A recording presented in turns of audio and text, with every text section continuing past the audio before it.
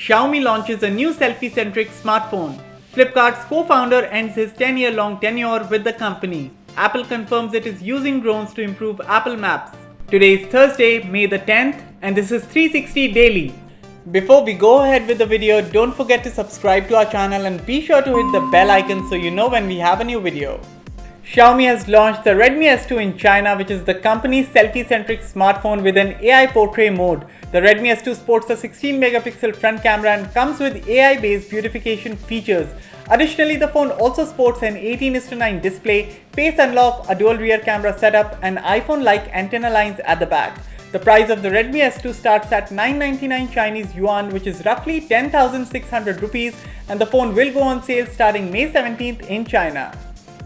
Now that Walmart is all set to acquire Flipkart, the latter's co-founder Sachin Bansal announced the end of his 10-year-long tenure with the company. The announcement comes via a Facebook post where he says that he will focus on pending personal projects.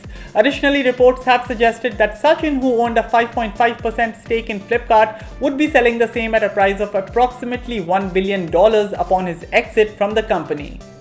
After receiving approval from the US Transportation Department, Apple has confirmed plans to use drones to enhance its much criticized Apple Maps service. The company said that it has plans to use this testing program as an opportunity to better Apple Maps after several failures in the past. Apple also stated that it is committed to protecting people's privacy, including processing the data to blur faces and license plates prior to publication.